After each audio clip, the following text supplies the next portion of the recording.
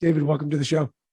Thank you. Elon. I'm really happy to be here. Really Ex- exciting times now. Excited, man. You're the VP of marketing for Pawn Leads, working with the guys, Sam and Lex, great guys. And we wanted to bring you on to talk about, what local businesses should be doing when it comes to their marketing. You've worked with some big names in the space, Tony Robbins, Dean Graziosi, Russell Brunson, doing a lot of marketing for local business as well.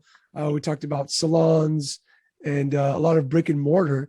And so your experience is vast. You know what's happening during the pandemic, after the pandemic. So first, quickly, tell us how you got into this marketing space. It's funny. I was working a job and I saw an ad online. It was like sitting in my van. I was a sales manager. I saw these guys. They were like, "Oh, we're doing this money with e-commerce and we're doing like making these crazy amounts of money. Like I would make $75,000 a year." And these guys like, "Oh, I just made 100K a month and all that stuff." And I said, you know what? If half of that is true, then like I'm still better off. I'm still better off doing just half, right? Like if it's just half of it is true, I'm still better off. Yeah. And I kind of started doing a lot of research and, what is actually this kind of like, what can I do?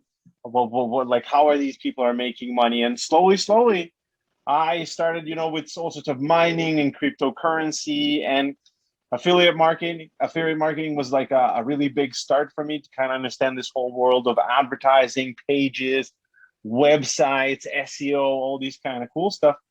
And then people, kind of a friend of mine, which he's my barber, he came around and said, "Hey man, you're doing all this marketing. We always talk about it. Why don't you give me some customers in hair salons?" I'm like, well, okay, why not? Let's give it a try.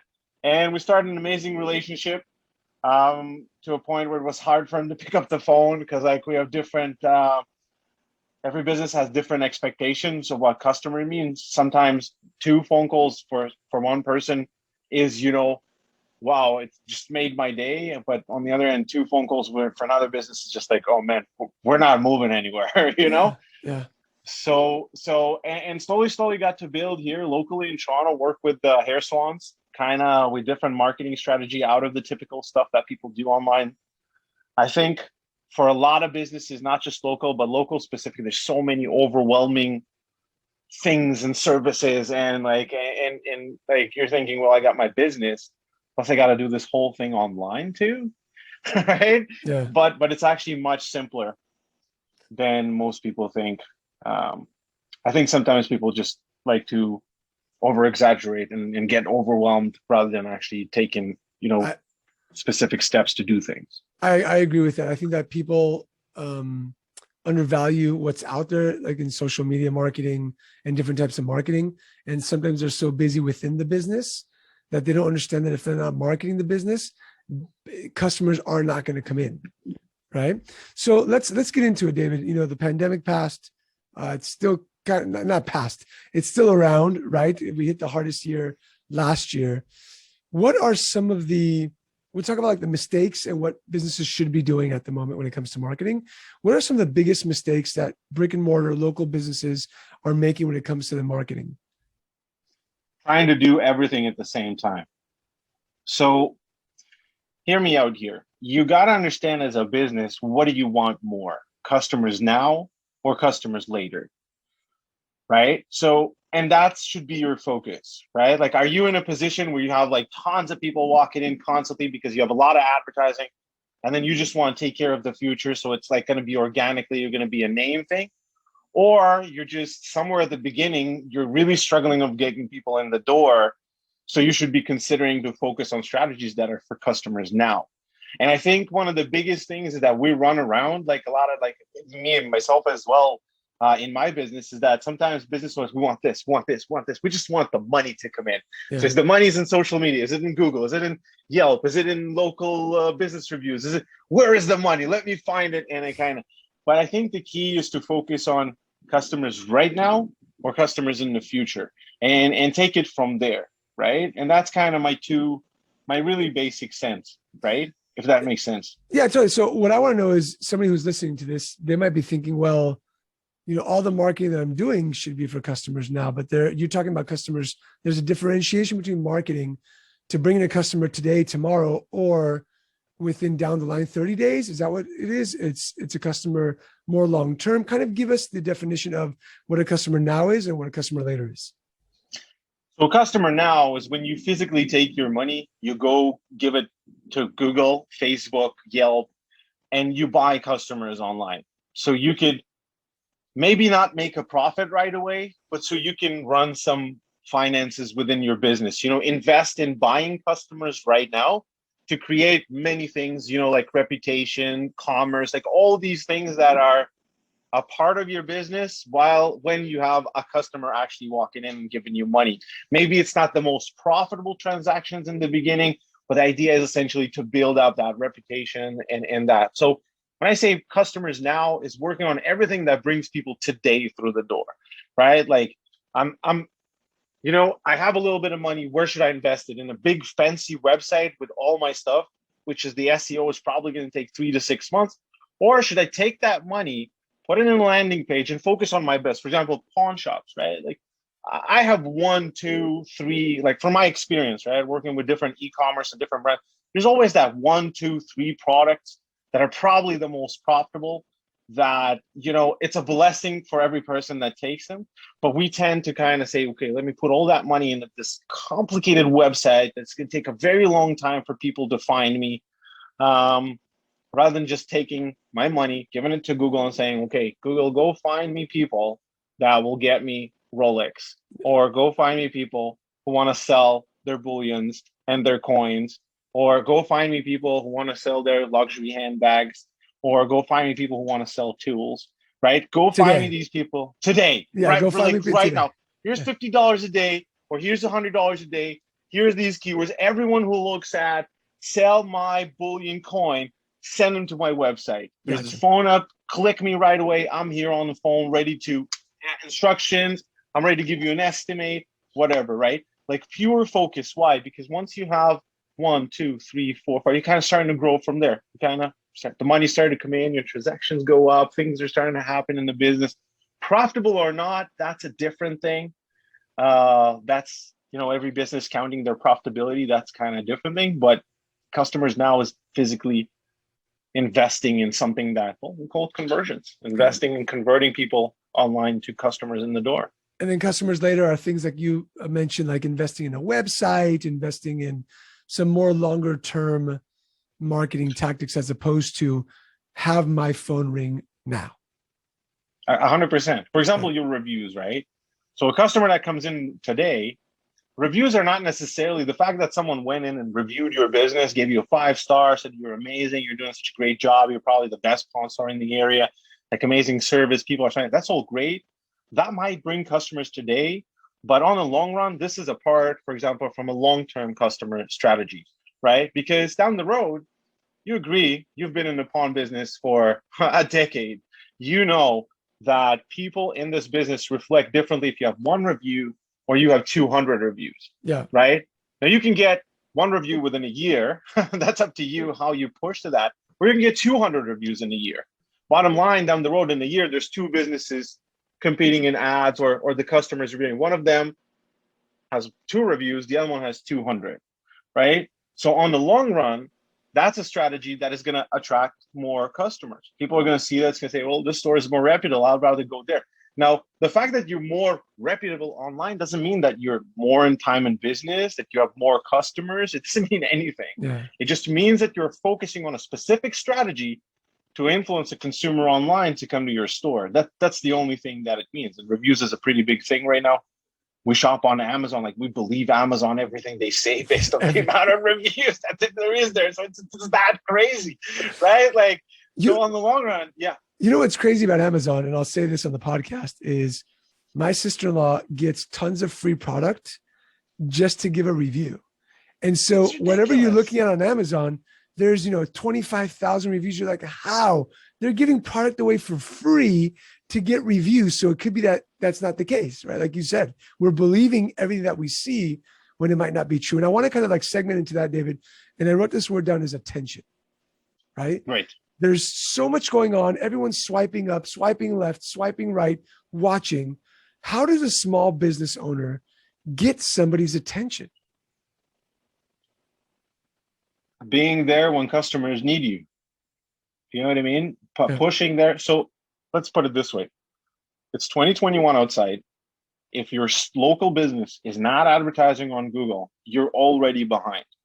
Yep. So look at it as a set of tools, right? So Google Ads is your screwdriver, your SEO guy with the backlinks in the back. That's your hammer, right? You get some nails, you got a power drill in your toolbox, right? And the whole thing that the toolbox does is creates money for your business.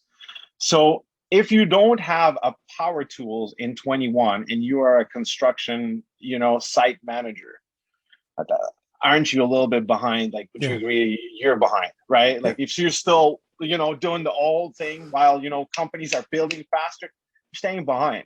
So the same is true for online marketing. So if you're not following what the competitors are doing, and it's sad because Google is the only place where customers are right there, but it is what it is, kind of a little monopoly that they've been for themselves for the last year. But if you're not there at the top where everybody else is, you're not there, right? Like they say, if you want to hide something really well, hide it on the second page of Google, right? I believe that. I love that.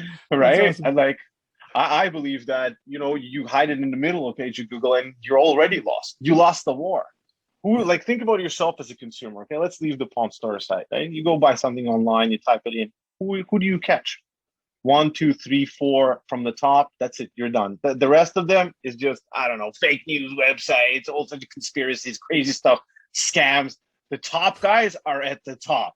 Yeah. Everybody else is a scam, right? So like, perspective wise. And I like what you said about the toolbox because you can use Google as your screwdriver, SEO as your hammer, Facebook as your nails, but all working together builds this building of money that you said, right? This builds this, and the better tools that you have, or the better people you have running it, like yourself, Pawn Leads or whatever company, then you have a bigger building. Which is making you more money. And I think one of the biggest issues in small business is one, that they try to do it alone and they don't know what they're doing. Oh, right? Yeah. I think it's important to know the concepts, but not necessarily do it yourself. 100%. I think that, I'll just touch on that and I'll say, you got to know what you look for to know what you want to get.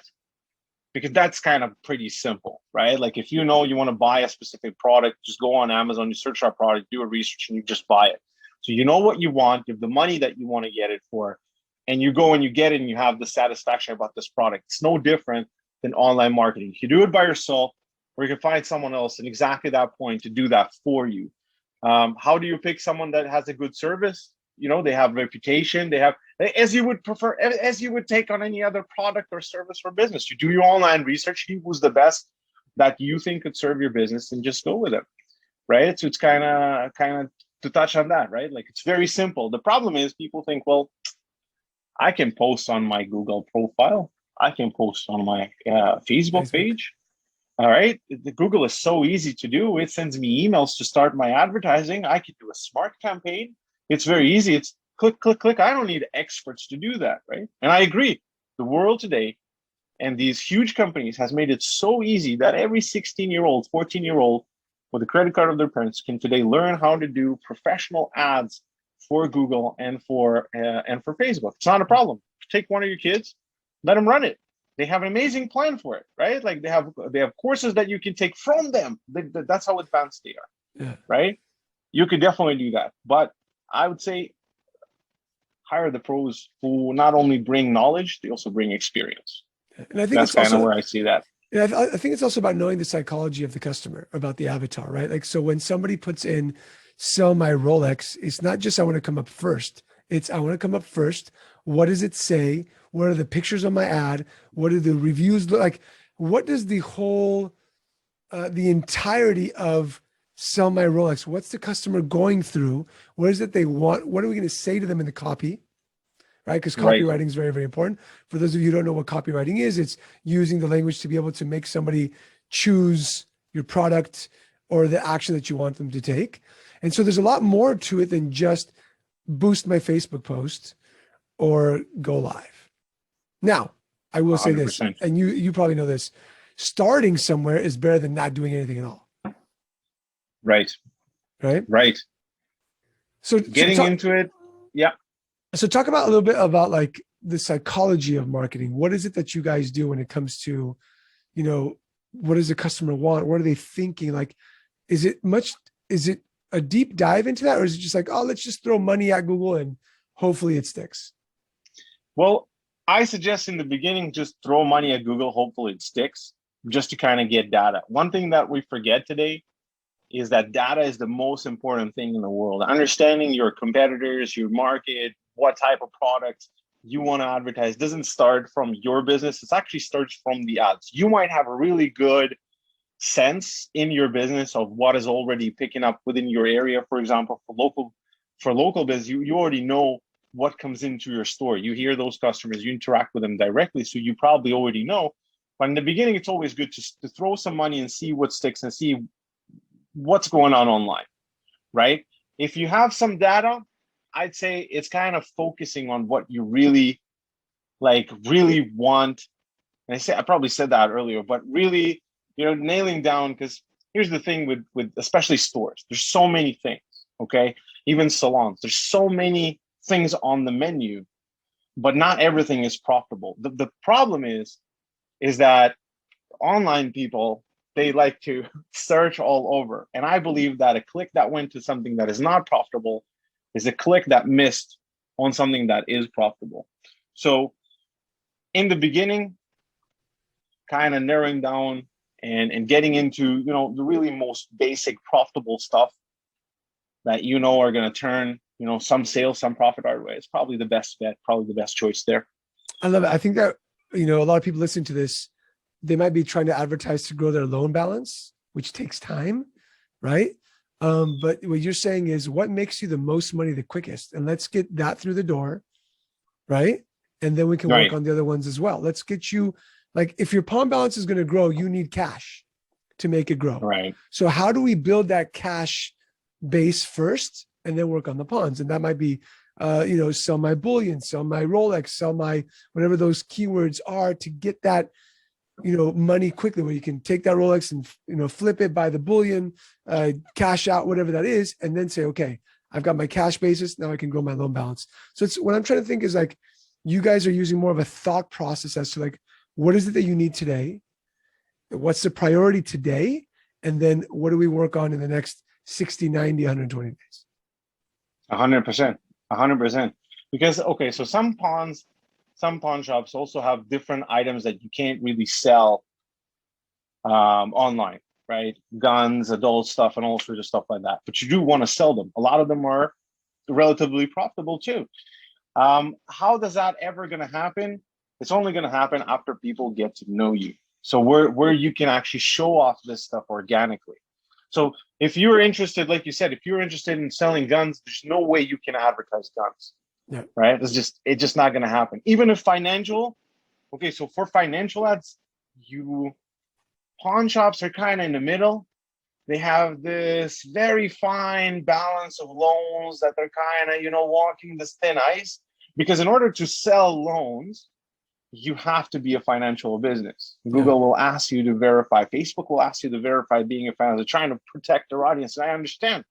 So pawn shops, they float, right, on the how would I say, on this, on the cusp, like is it a loan? Is it not a loan? Collateral, like 36%, under 36%. Where do we land? How do we do this? I get you, for sure. Exactly, right. But there is items that right now that you can take that are going to generate that cash flow, that are much better from the loans. Maybe on the long run, the loans are better. I don't tend to understand the numbers of loans, but I'm sure you can see the numbers right now. Look at the store, look at the CRM software, look at the sales software. See what's the most common product there that people are just coming in, handing me out, and just handing cash all day. Yeah, I don't like that product, but it works. Yeah. But I don't like it, but it works. But I don't like it. They always come in and it's like, but it works. Yeah. Like it doesn't matter. It doesn't matter what you like you said originally. It matters what the customer wants and what's quickest to get them through the door. To get them through the door, and it's obviously profitable enough. If you have an item that everybody buys, like everybody comes in and sells you all the time and it's not profitable, maybe you should in general just eliminate that item Yeah. of existence if it's that bad. And You we've know been what I also mean? talking about for the last year and a half, with Pawn.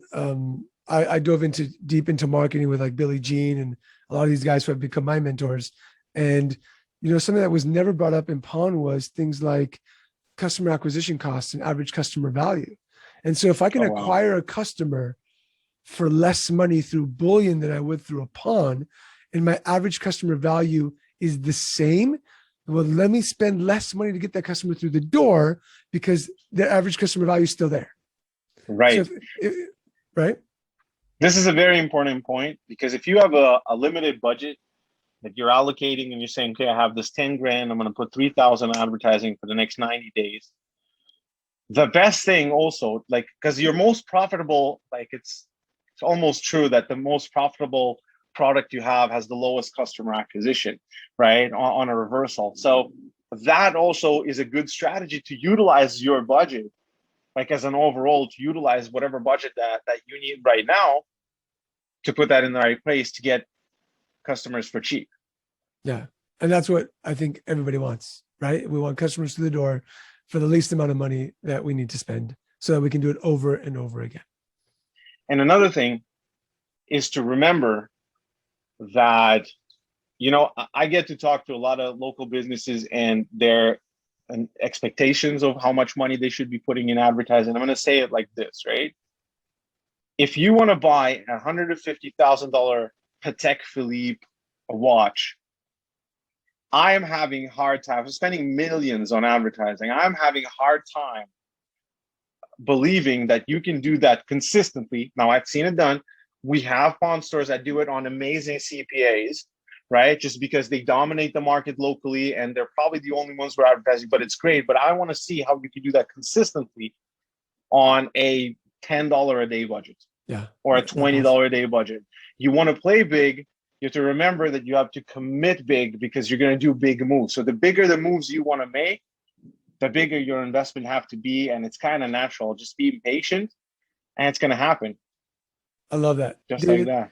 This has been a wealth of knowledge. I know that you've got to go soon, man. And I think that we need to do a part 2 of this. I think it's important. But the biggest thing I'm taking away is, one is the toolkit. Like all of these sites, Google, SEO, Facebook, it's a toolkit in building a bigger vault essentially for yourself. And the bigger vault that you want to build, the more money there's going to be in it, as long as you're using the right 100%. Tools. Number 2, hire professionals like you guys at Pawn Leads so that they can do the work for you. You need to understand what's going on, right? But you need to know what you want. Yeah, you need to know what you want. I love that. That's important. Have clarity in that. And number 3, if you want to get big stuff, you got to make big moves. Big moves, absolutely. And the most important probably is making the decision if you want to make the customers today or down the road in 3-6 months. You know what I mean? That will help solve a lot of these issues of trying to know what you want to actually do and where you want to go with this. I love this. David, this has been amazing, brother. I appreciate you being on. For those of you who want to ask David more questions, reach out to Pawn Leads. I think it's pawnleads.com. You can talk with David or Sam or Lex, great guys. And don't stick your head in the sand when it comes to marketing. Don't do it. Absolutely. If someone has a question directly, my email is very easy. Don't cheat. David@pawnleads.com. It's easy as that. You want to get a hold of me? No problem. If you need advice, like honestly, it's not just about, sales and this. There's so many businesses, especially local businesses now after the pandemic, that we know that today we're a team that has the skills to help at a minimal cost. Like the minimal cost is think that the amount of money you need to spend to hire people in your business to do all this is insane. It's full-time salaries. But today, as a part of Pawn Leads, and that's what's so cool about it, that as a community, as a team, we're able to manage this amount of accounts at a very, very, very attractive cost for people. So to me, it's a no-brainer, to be honest. We've been dialing in the numbers all night long, and it's really not no-brainer. Take the time, and there's so much we could do with our skills and our experience and bring it to every pawn shop business. That's just unbelievable. Love it. Thank you so much, David. For those of you listening, thank you for joining us. Don't forget to share this episode, leave us a 5-star review, and join us in the Facebook community at Pawn Leads Community. Take care, man. Absolutely. Thank you.